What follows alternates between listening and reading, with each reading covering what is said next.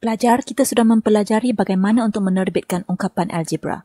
Sekarang kita belajar pula macam mana nak bagi nilai kepada ungkapan algebra. Okey, di sini apa maksud bagi nilai? Bagi nilai maksudnya jawapan dalam bentuk nombor. Tak ada pemboleh ubah. Maksudnya tak ada huruf. So macam mana nak hilangkan huruf? Kita gantikan huruf dengan nombor. So settle. Okey, mari kita tengok contoh 3 macam mana kita nak bagi nilai bagi ungkapan ya. Okey, sekarang kita nak cari nilai bagi 8x tolak 5y tambah 7.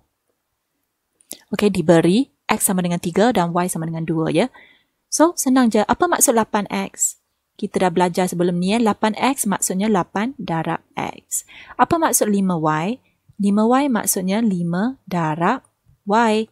So, di sini darab itu saya ganti dengan kurungannya. Okey, 8x maksudnya 8 darab x tolak 5 darab y tambah 7.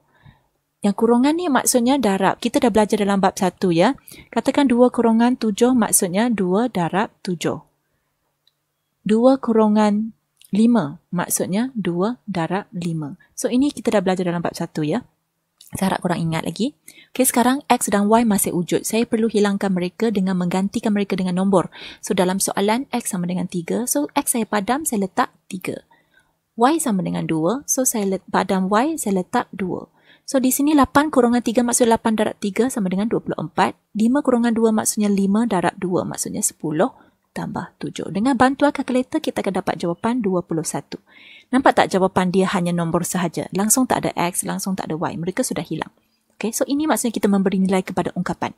Okay, sebelum saya teruskan kepada contoh 4, saya nak buat sikit pencerahan tentang menggantikan huruf dengan nombor.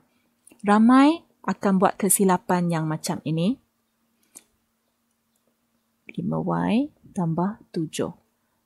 Okey, ramai dia cakap, Cikgu Chamberlain suruh ganti huruf dengan nombor. Senang mah. X saya padam, saya letak 3. Y saya padam, saya letak 2 sebab soalan nak. So sekarang 83 tolak 52 tambah 7. Oh yeah, saya sudah dapat jawapan. Padahal ini salah. Apa maksud 8x? Maksudnya 8 darab x. Okey, di antara 8 dengan x ada hubungan darab lagi. Awak sudah hilangkan darab kat tengah-tengah ini. Okey, ini memang salah ya. Tetapi tiap-tiap tahun memang akan ada ramai pelajar yang akan buat kesilapan ini. Saya harap tahun ni tak ada orang yang buat kesilapan ni ya. 8x maksudnya 8 darab x, 5y maksudnya 5 darab y. Okey, so sekarang mari kita tengok contoh 4. Dalam sebuah kelas, 1/3 daripada murid lelaki ialah ahli kadet remaja sekolah, manakala 9 orang murid perempuan bukan ahli kadet remaja sekolah. So, KRS, kadet remaja sekolah, kita boleh mewakilkan dengan KRS. Tulis satu ungkapan. Maksudnya kita kena menerbitkan ungkapan bagi jumlah ahli kadet remaja sekolah di dalam kelas tu. Dia bukan nak cari jumlah pelajar dalam kelas itu, tetapi dia nak cari jumlah ahli KRS tu. Okay, so dalam soalan ni, first kita check dulu. Ada tak dia bagi tahu murid lelaki ada berapa orang? Dia tak bagi tahu. Tetapi, saya boleh letak bilangan murid lelaki dengan pemboleh ubah X. Pelajar perempuan, dia tak bagi tahu juga jumlahnya ada berapa. Okay, tetapi dia kata antara ramai-ramai pelajar perempuan tu 9 orang yang bukan. So, selebihnya, ya. So, saya mewakilkan murid perempuan dengan Y. So, untuk soalan A, untuk lelaki, 1/3 daripada pelajar lelaki adalah ahli KRS. So, lelaki ni, kita dah tahu bilangan dia ada X. So, lelaki 1/3 X ialah KRS. So, untuk perempuan, jumlah perempuan ada berapa? Jumlah perempuan ada Y. So, 9 orang bukan. So, Y tolak 9. Selebihnya semua adalah kadet remaja sekolah. So, senang je. Jumlah ahli KRS dalam kelas itu kita tambahkan. Okey, bilangan lelaki dengan bilangan perempuan. Senang je. 1/3 X tambah Y tolak 9. Settle. So, ini ungkapan yang kita buat. Okey, untuk B. Jika kelas itu terdiri daripada 12 orang murid lelaki, dan 16 orang murid perempuan. Hitung jumlah ahli kadet remaja sekolah di dalam kelas tu. Maksudnya jawapan dia mesti dalam bentuk nombor.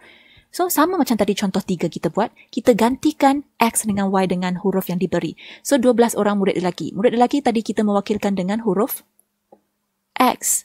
Untuk murid perempuan, kita wakilkan dengan huruf Y. So, 12 itu nilai X, 16 tu nilai Y. So, untuk B, kita buat daripada 1/3 X tambah Y tolak 9. 1/3 X maksudnya 1/3 darab X. Tambah Y tolak 9. Yang lain kita salin macam biasa.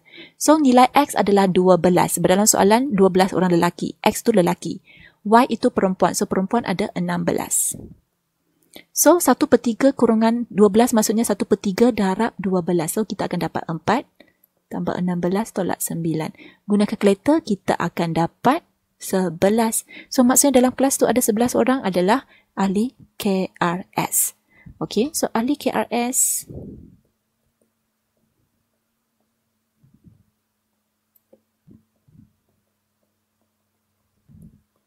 sebelas orang. So, habis cerita. Okey, so saya harap korang cuba hadam dan fahamkan.